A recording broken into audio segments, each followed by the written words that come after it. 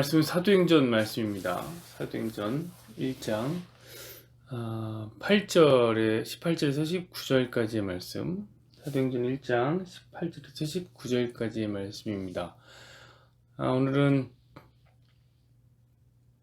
아니지, 이제 앞으로 사도행전의 이야기를 좀 쭉 해보려고 합니다.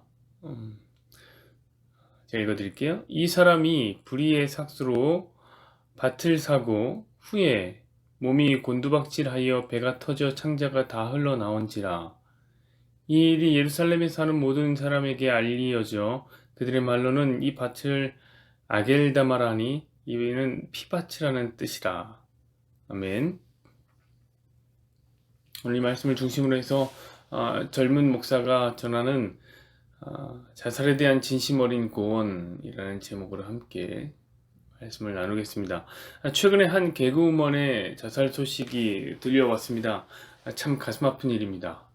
이유를 다 알 수 없지만 얼마나 힘들었으면 그런 선택을 했을까, 이런 생각이 듭니다. 그래도 살았으면 조금은 더 낫지 않았을까, 이런 안타까움이 남습니다. 특별히 요즘은 코로나 때문에 심각한 우울증을 호소하는 사람들이 많아요. 이런 사회 분위기에서 자살이 유행을 타면 어떤 일들이 벌어지게 될지 이 생각만 해도 걱정이 됩니다. 여러분도 아시겠지만 이 자살이라는 놈이 무서운 점이 무엇이냐면 연쇄 반응을 일으킨다는 것이죠. 하나로 안 끝나요. 이게 한번 흐름을 타면 걷잡을 수 없이 퍼져나가게 됩니다. 다양한 경로를 타고 죽음의 공감대가 형성되게 되는 것입니다. 한 10여 년 전쯤이죠. 이 카이스트라는 그 자살 사태에 대해서 여러분 기억하십니까? 같은 학교 내에서 경쟁에 놓여있던 학생들 4명이 한 번에 죽은 게 아니라 차례대로 죽음의 공감대를 형성하면서 죽게 된 것입니다.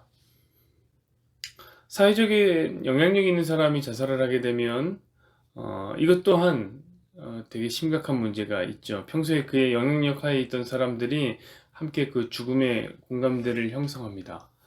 예전에 그 최진실이라는 배우가 자살을 했는데 그 후에 그 애엄마들, 아주머니들이 참 많이 따라서 자살을 했습니다.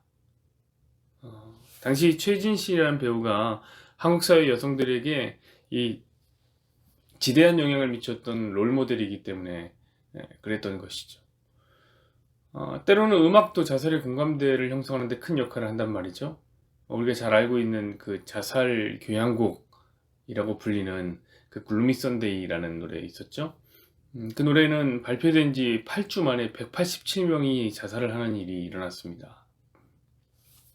그 중에 한 자살자는 이 곡을 연주하는 드러머였는데 이 드러머는 연주 중에 권총으로 자기 머리에 대고 쏴서 죽는 일을 했어요. 물론 이 곡이 전체적으로 그런 영향을 미쳤다, 그렇지는 않죠. 당시 사회적 분위기를 무시할 수는 없는 거죠. 이 시기는 그 전후 시대입니다. 말 그대로 2차 세계대전 후에 그 암울하고 희망이 없었던 상태였음을 우리는 무시할 수 없습니다. 이게 분명합니다. 그러나 그 음악이 이 자살의 트리거가 되어서 음악을 듣는 사람들에게 죽음의 공감대를 형성하게 했던 것입니다. 하지만 무엇보다 강력한 자살의 영향을 받는 사람들 누구냐면 바로 유가족들이라고 생각합니다. 가족을 잃을 슬픔은 그 어떤 말로도 위로를 받을 수가 없습니다. 특히 이 자살은 남겨진 유가족들에게 엄청난 죄책감을 가져다 줍니다. 나 왜 몰랐을까? 내가 왜 이 상태를 몰랐을까? 내가 방치했구나. 내가 죽음에 한몫을 했구나. 이렇게 너무 고통스럽다고요. 그래서 유가족들이 자연스럽게 죽음의 공감대를 형성합니다. 나도 따라가야 되겠다. 그래서 저는 목사로서 근본 사태가 추후에 일어나는 그 어떤 연쇄 반응도 없기를 그저 조용히 지나가기만을 간절히 바라고 기도해 봅니다. 그래서 한마디를 하고 넘어가야겠습니다. 젊은 목사가 하는 이 자살에 대한 이야기가 어쩌면 쓰게 들릴지도 모르겠지만 할 이야기는 해야 되는 거겠죠. 사실 그려고 개척한 거예요. 하고 싶은 말 마음껏 하려고 개척한 거예요. 자, 오늘날 한국교회는 이 자살에 대해서 좀 이제 좀 함구했으면 좋겠어요. 무슨 자살 사태만 나오면 아무도 시키지 않은데 자살에 대한 그 성명 발표들을 그렇게 그 성도들이 합니다.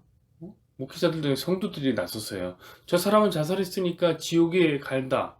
천국에 절대 갈 수 없습니다. 뭐 이런 말을 뭘 하는지 모르겠는데 계속해요. 아주 친절하게 이유도 밝히는 사람도 있어요.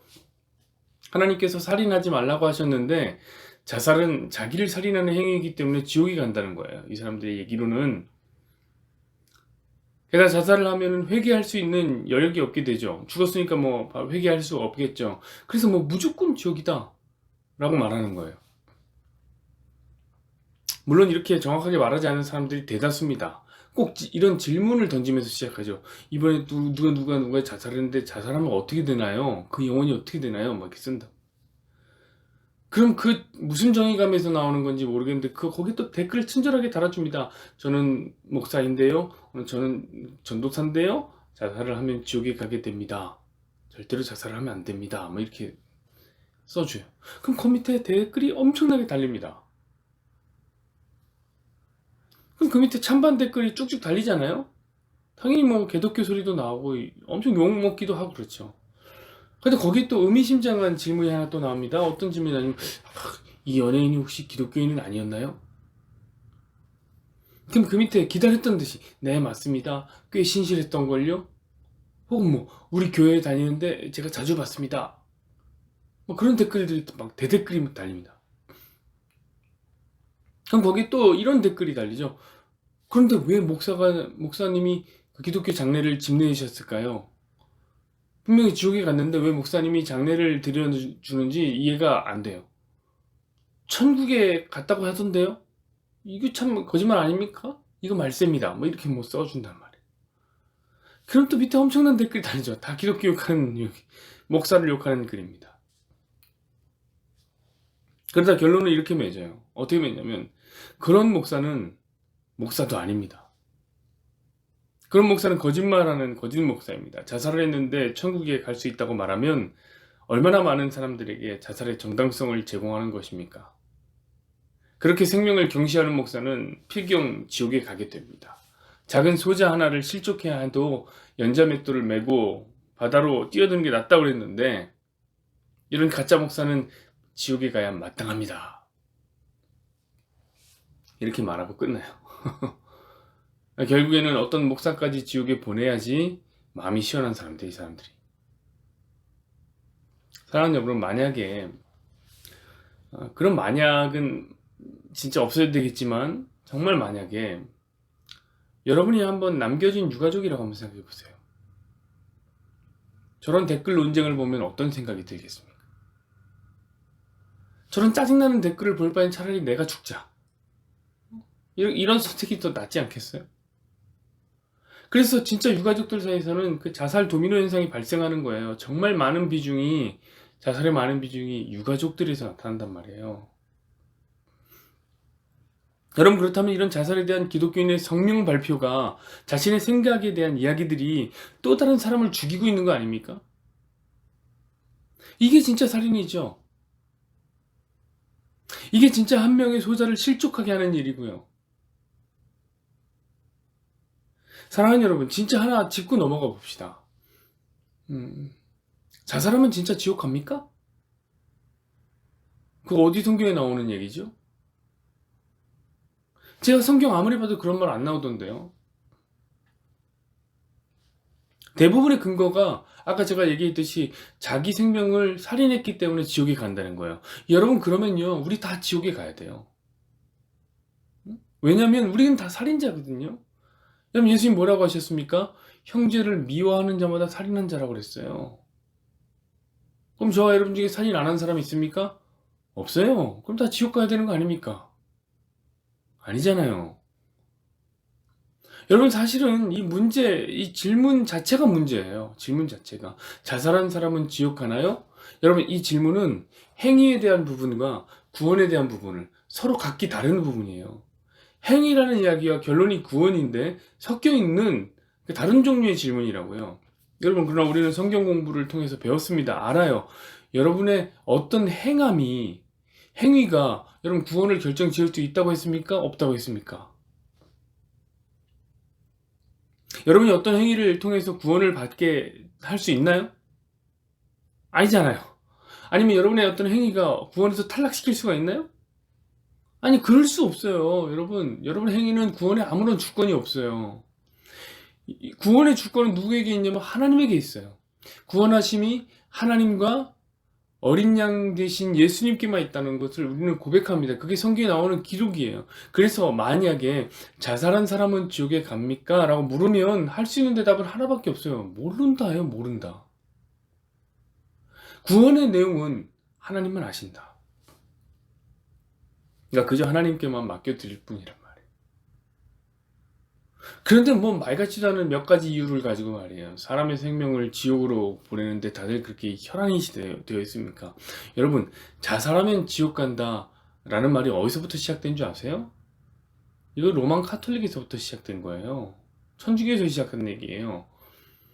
종교개혁 이전 시대 때 그 천주교에서 우매한 백성들이 자살을 하지 못하도록 그렇게 가르쳤던 거예요. 자, 그때는 자살한다고 하면 지옥 간다 이렇게 얘기하면 당연히 자살 안 하겠죠. 왜요? 왜냐면 그때는 전 국민이 다 가톨릭 신자거든. 전 국민이. 지옥이 무서웠다고요.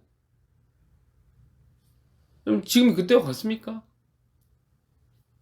지옥 간다는 말을 듣고 무서워갖고 자살하려는 사람이 아우 무서워. 한바탕은 나 지옥 갈 뻔했네. 그러면서 생각을 철회하는 사람이 몇 명이나 되겠어요. 요즘은 기독교인들도 지옥을 안 믿는 사람 많던데요. 무슨 하나님 사랑의 하나님이 지옥을 안 만들었다고. 여러분, 어쩜 그들에게는 지옥보다 훨씬 고통스러웠던 현실의 문제와 절망스러웠던 상황만이 눈에 대문짝만 이만하게 보이는 두려움이었을지도 모른다고요. 그러니까 괜한 협박 같은 거는 하지 말아야 돼요. 지금은 그런 때가 아닙니다. 그럼 차라리 모른다고 하세요. 저는 몰라요. 이렇게 하세요. 그리고 조용해야 됩니다. 침묵이요. 천마디 말보다 무거울 때가 많습니다. 그러나 만약 누군가가 이 복음적으로 자살의 문제에 대해서 진심으로 궁금해한다. 그런 사람이 있을 수도 있죠. 그렇다면 그런 사람들에게는 전해줘야 되는 것이 또 우리에게 의무입니다. 그럴 때는 이 유다의 이야기를 통해서 정답을 전해주십시오. 자, 오늘 본문은 유다의 자살에 대한 이야기입니다. 성경에는 자살하는 사람이 총 6명 나오는데 그 중에 한 명이 유다입니다. 그리고 가장 아마 유명한 사람일 겁니다. 유다는 예수님을 은 30개에 팔았습니다. 그리고 그 죄책감을 이기지 못하고 자살을 했습니다. 전승에 보면 그는 일단은 그 은 30개로 밭을 하나 삽니다. 그리고 거기에서 목을 매어 생명을 끊으려다가 줄이 끊어지는 바람에 떨어져서 몸 밖으로 이렇게 창자가 터져서 흘러나와서 죽었다. 이렇게 기록되어 있습니다. 그래서 그가 터져 죽은 밭의 이름을 그 피밭 아겔다마라고 지은 것이죠. 사랑하는 여러분, 여기에는 복음적인 의미가 없을까요? 그냥 유다의 자살 소식을 전하고 끝인가요? 그럴 리가 없죠. 당연히 있습니다. 이 안에 복음적인 의미가 있어요. 여러분, 제가 전에 예수님을 판 인물이 왜 유다여야만 한다고 제가 말씀드렸습니까? 예수님 판 사람은 유다여야만 해요. 왜냐하면 그 유다라는 이름 자체가 이스라엘의 이름이기 때문이라고 제가 말씀드렸습니다. 여러분, 유대인들이 왜 유대인이라고 불립니까? 그 유다인에서 온 말이에요. 유다인. 그러니까 사실 복음이 말하는 바는 명확합니다. 예수님을 누가 죽이냐? 이거예요. 빌라도 아니죠. 정확히 말하면 유대인들이 죽이는 거예요. 하나님의 아들이 자기 백성들의 죄를 대신 짊어지고 죽는 거예요.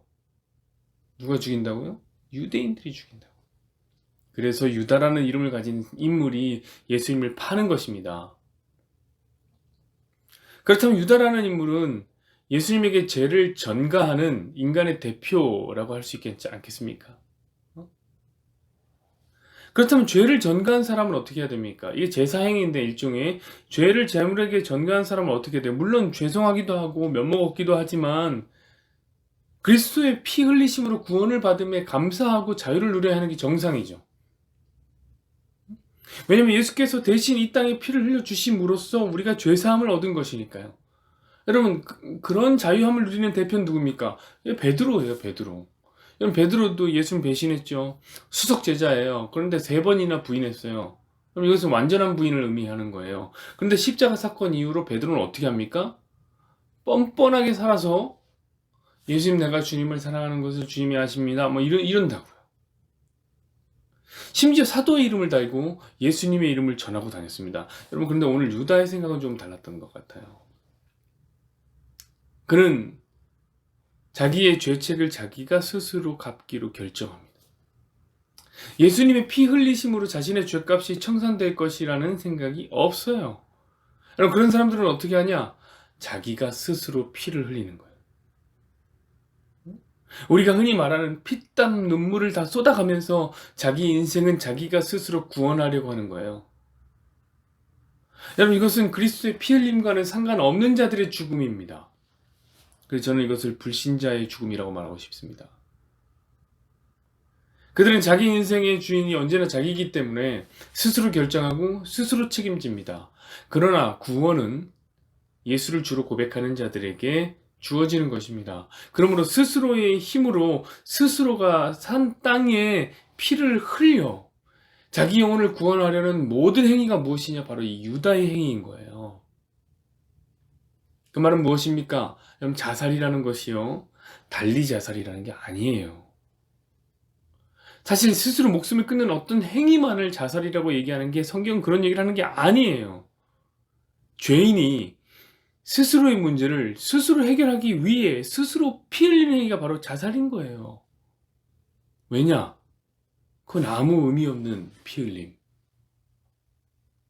그게 바로 자살 행위이기 때문에 그런 거예요. 여러분, 죄인은 죄 문제를 해결하지 못해요. 근데 왜 스스로 책임지겠다고 피와 땀을 흘립니까? 그게 자살 행위죠. 그래서 유다가 아겔다마라는 땅에 자기의 피를 뿌리는 그림을 보여준 겁니다. 여러분, 이 아겔다마가 어딘 줄 아세요? 이 예루살렘 성이 그 근처에 있는, 우리는 예레미야를 공부했기 때문에 압니다. 바로 옆에 있는 그 흰놈의 골짜기예요. 흰놈의 골짜기. 거기 있는 거예요. 여러분, 이 흰놈의 골짜기는 뭐 하는 데라고 제가 말씀드렸습니까? 하루 종일 쓰레기를 태우는 소각장이죠. 근데 거기서 어떤 일도 있었습니까? 그 몰렉이라는 우상을 섬기는 사람들이 자기 자식을 어떻게 합니까? 불에 태웠던 장소예요. 이것이 바로 스스로 구원을 획득하려고 하는 인생들이 어떤 일까지도 보일 수 있느냐? 그것을 보여주는 참상이죠. 사람들은 스스로 구원에 이르기 위해서 무엇까지 태웁니까? 자기 자식도 불태운다고.